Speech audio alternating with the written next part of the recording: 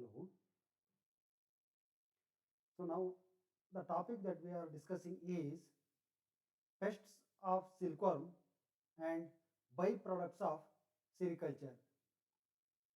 So first we will start with pests of silkworm. Just like any other organism or any other industry, as far as livestock is concerned, even the sericulture industry also suffers from a number of diseases. Many organisms, it includes like protozoa, bacteria, virus, fungus, pests like woozy fly, etc. They really cause major problems as far as silkworm or silk production or silk industry is concerned. The major disease like maggot disease, febrile, polyhedrosis, muscardine, and Flacheae are the diseases which cause severe damage to this industry, that is sericulture industry.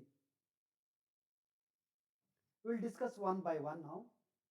First one is febrile. It is a protozoan disease. It is caused by a protozoa.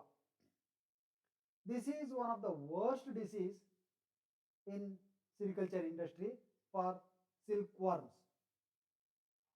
It is caused by a protozoan microsporadian parasite. Here, the parasite infects eggs and is therefore transmitted to the next generation. The infection is through ovary, hence it is called transovarian. It is also transferred through the mouth, that is while feeding the infected larva, and also from diseased and dead larva. This is how it is transmitted, that is through ovary or through the contaminated leaves or from the diseased and dead larva. The feces also is one of the source of infection. So here you can see the healthy larva and this is the infected larva. You can see the black spots or marks on its body. So as far as the symptoms of this disease is concerned, here the eggs lose adherence capacity, poor hatching of eggs, the percentage of hatching will be very less. Eggs are laid in clumps. They are not very well freely spaced. You can see in the form of clumps. Very important indication is infected larva shows pepper-like black spots or marks on its body. If it is affected by this particular problem, then you can see the presence of pepper-like spots on its body. Diseased larvae are sluggish, that means they become very slow. They show retarded growth as well as development. Very reduced growth and development can be seen here. Small larvae, and they molt quite late if it is infected. So these are the symptoms that we can see as far as this problem is concerned. Next, in order to control this, use of disease-free eggs and moths is the important factor. Prevention is better than control. So that is the concept. As far as possible, you have to select disease-free eggs and moths. Next, sterilization of rearing house and all the utensils or the equipment that we use as far as this sericultural activity is concerned with 2% formalin. By this you can avoid the problem. Next one is muscardine. It is a fungal disease. This is a fungal disease of silkworms. If it is not regulated or prevented or treated properly, if the fungal disease is not prevented or regulated or controlled properly or treated properly, it really proved to be fatal, very dangerous. It is a highly contagious disease. Main source of infection is dead larva. So dead larva are the source from which this fungus is going to spread to other individuals also. So in such infected cases, we can see the following symptoms. In early infection larva, they lose appetite. Obviously, they become inactive. That is a very symptom. Moist specks appear on the body. Morphologically, you can make out these appearances. Body loses elasticity. These larvae are completely elastic in nature somewhat. They lose elasticity of the body and they cannot move and they die. Even after death, body becomes hard and stiff. That is the very clear-cut indication of this fungal problem. As for the control of this disease, disinfection of the rearing house and equipments with formalin, about 2% formalin. Next, rearing bed should be kept dry to prevent the germination of the fungus. Obviously, when you are feeding the larva, you should not bring those leaves and dump, whether it is humidity or temperature. These are the factors you need to need to be very careful. If the humidity is more, obviously it leads to the fungal problems. So it is very important to keep these trays as far as possible in dry condition. Next, destruction of infected larva. So if you have any infection such things, obviously we need to separate and we have to discard them properly.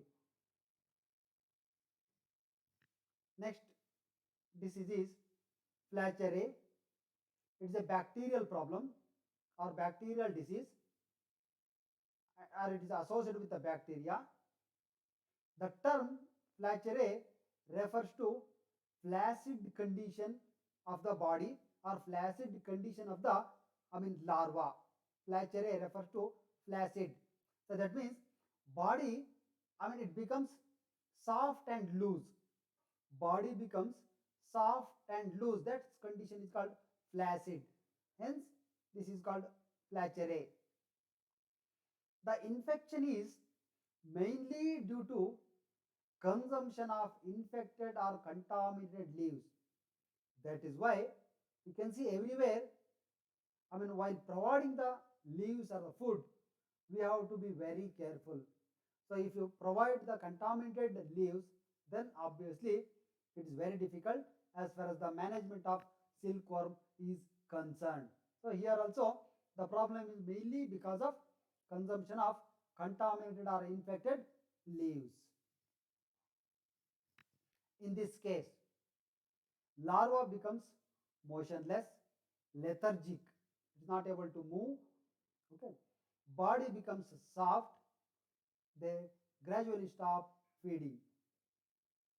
Larva here, it fails to molt.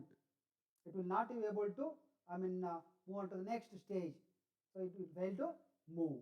So these are the symptoms. As far as the control of this disease is concerned, favorable conditions like, very important thing is, temperature and humidity should be maintained in the rearing room. We need to maintain the temperature and humidity in the proper condition in the rearing room. Of course, the humidity or water content in the rearing tray also accounts. Take care to avoid injury to the worms. There should not be any infection or injury to the worm, and even you have to avoid overcrowding of the individuals. I mean, you have to limit the number of larvae per tray. There should not be overcrowding. Density should not be too much. That also leads to the problem. Fecal matter, dead and diseased larvae should be piled in the compost. I mean, it's, I know, you have to discard them properly so that it should not lead to some other, I mean, contaminations. Rearing room, tools and utensils should be disinfected regularly. Then finally, as far as possible, resistant silkworm races should be selected to avoid all these problems. Next, nuclear polyhedrosis. It is a viral problem. It is also called grassery. This is due to virus and affects mature worms, and these worms become yellow in its color. It is because of this production of, I mean, change in this color as yellow, it is commonly called as jaundice of silkworms. Here, because of this infection, the color will change to yellow, hence it is popularly called silkworm jaundice.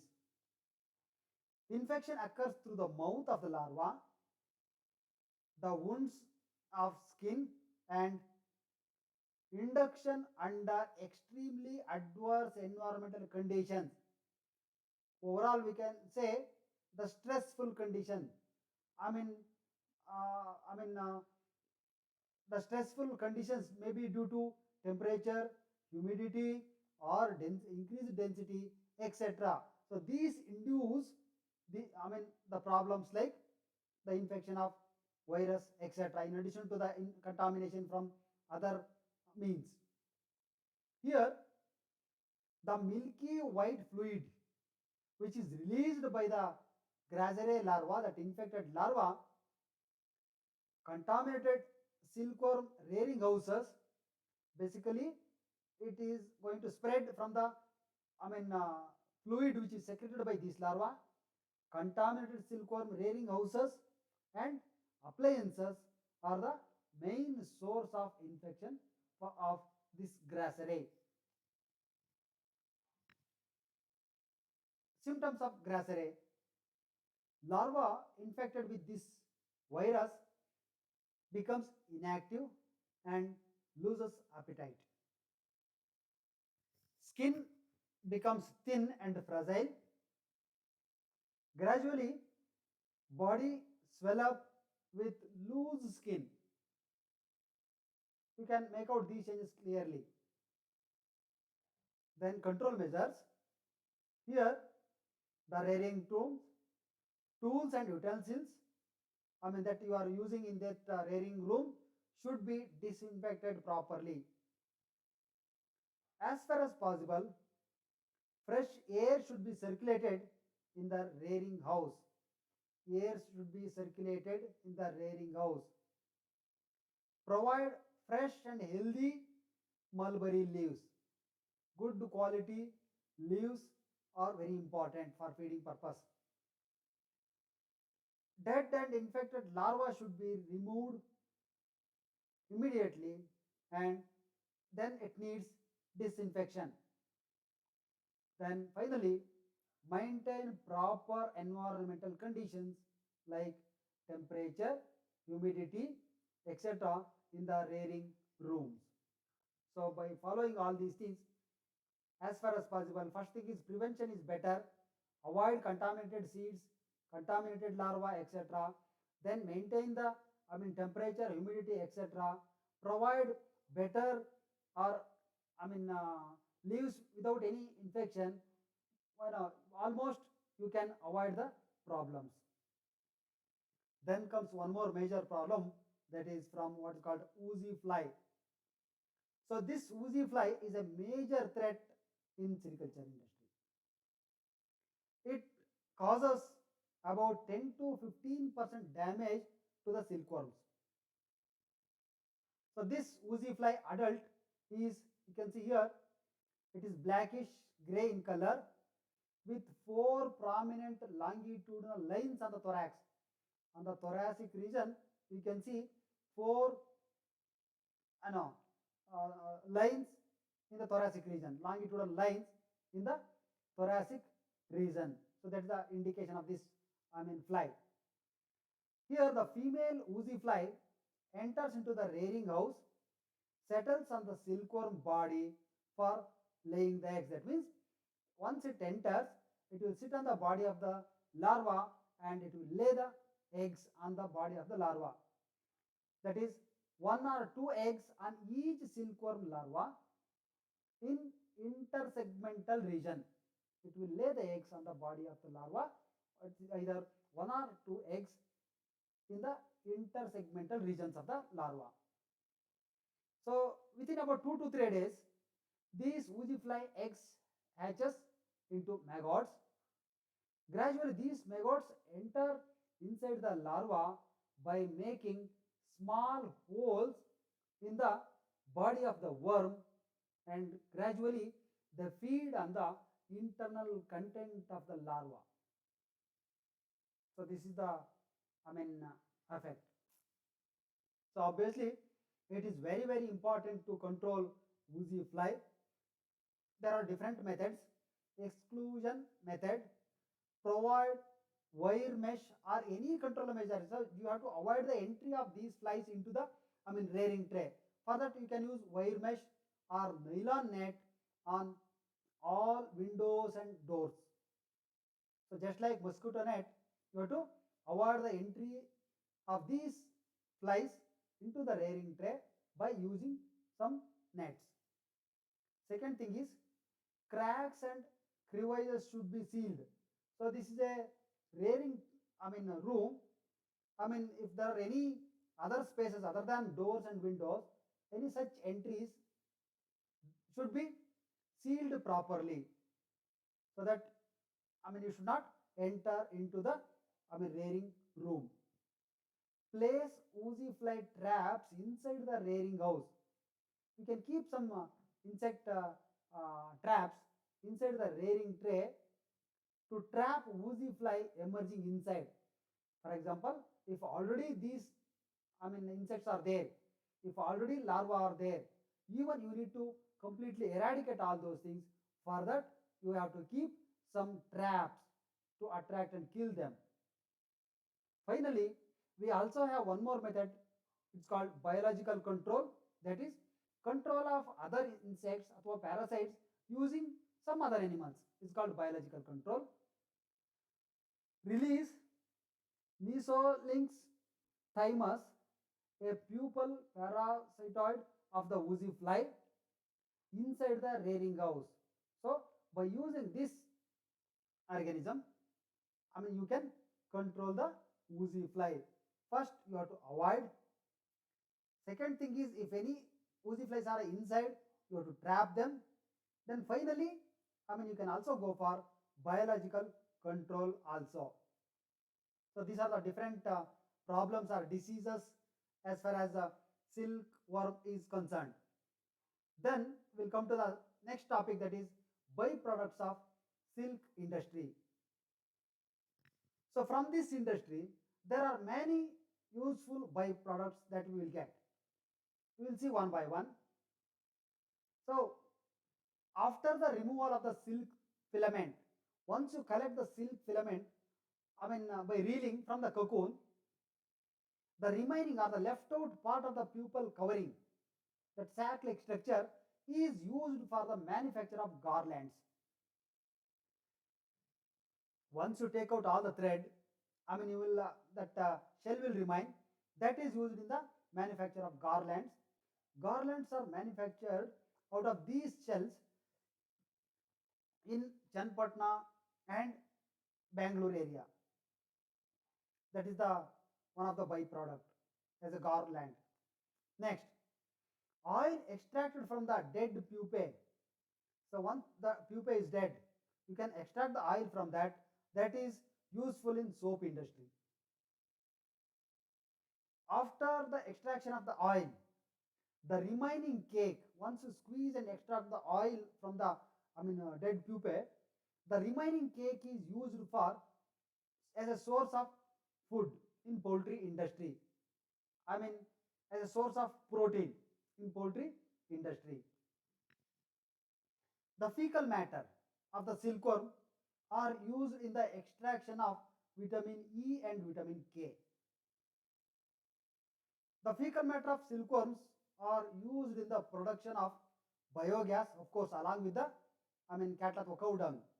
So it's also used in the extraction or production of methane gas, or what is called uh, biogas production along with cow dung. Silkworm feces is used in the manufacture of fodder for cattle, food for cattle, and also used as excellent organic manure also. So that the remains of poultry leaves, once you feed, they may not completely eat all the leaves. The left out leaves after feeding the silkworms are given to the cows, to milk cows, the one which are giving the milk. This increases the milk yield. Hence, it is called silk and milk. So, if you provide these leaves, it will enhance the production of milk. Hence, it is called milk and silk.